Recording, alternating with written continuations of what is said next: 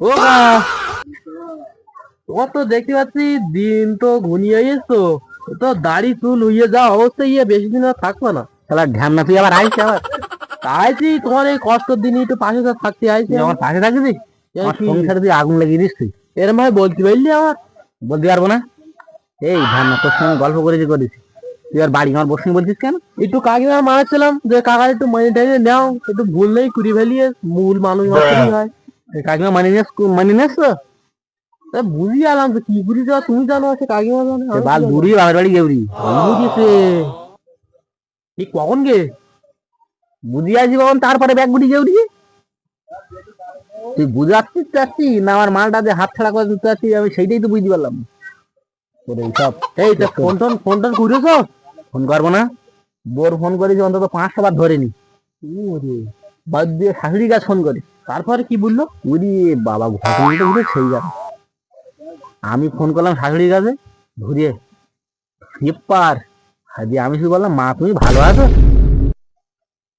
সে আমার উল্টে জামাই ফোন বলে মানতেন না, বলতে তুই আমার বাড়ি আইলি হয়তো দাদে আমি কষবো, বটি যে কষবো। ওইরাম বলে বলে তুমি আমার মায়ের নেই মারুন নেই। তুই বল, দিন সংসার করে ঝামেলা হয় না? অবশ্যই তো। আমি তো খাইতে দিস ভয়, এর মধ্যে দা বড়ি দিয়ে কষতে কষতে শরীর কাছে, শরীরটা একটু নরম লোক। নরম লোক। সে কাটালে ওরা সব ফোন করেছি আমি। সে 2-3 বার ফোন করে দিয়ে কেটে দিচ্ছে দেখ। আমি বলি কি ব্যাপারে, আমি মনে হয় ধানে কাজটা দিকে মানে রুটি রুটি গিয়ে রোয়ার সময়। এইবার পরে আবার ফোন করেছি, তুই বলতে বাবা তুমি ভালো আছো? তাহলে আমার মনটা খুব ভালো লাগছে তখন। কি ভালো লাগছে না, শরীর ভালো হয় কথা বলতে, এইবার মানে যাসটা হবে। এইবার বলছি বাবা তোমার এই এতবার ফোন করতেছি তুমি ধরতো না।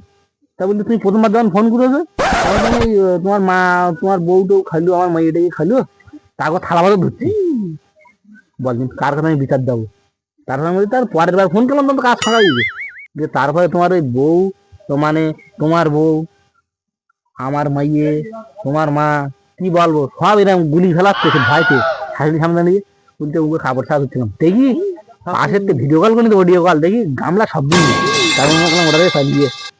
এইবার ভয়তে বলতে বাবা আমি তোমার পরে কথা বলবো, আমি যেমন লোকের কাছে বিচার চাইছি, আমার বিচার করার ক্ষমতা নেই এখন। তুই তো যে কীর্তি করেছিস, এখন তুই যা গিয়ে তোর কাকির মেয়েকে তার যে ভাই হাতে পায়ে ধরি। এখন আমি ভাবছি আমি গেলি তো অত্যাচার তো আমারও চালা। যা দুগা খাবি খাবি, তুই কেন বললি আমার বাড়ির সঙ্গে আনলি? এই শোন, এই কথাটা শুনে রে, আমি বলি শোন, যা নিয়ে আসো কাকে নিয়ে আয়, একদিন নিয়ে আমি যার খুব চিন্তায় আছি। সব শালা শুয়ারেরা সংসারে আগুন লাগিয়ে যাবে, একটাও মীমাংসা করতে পারে না।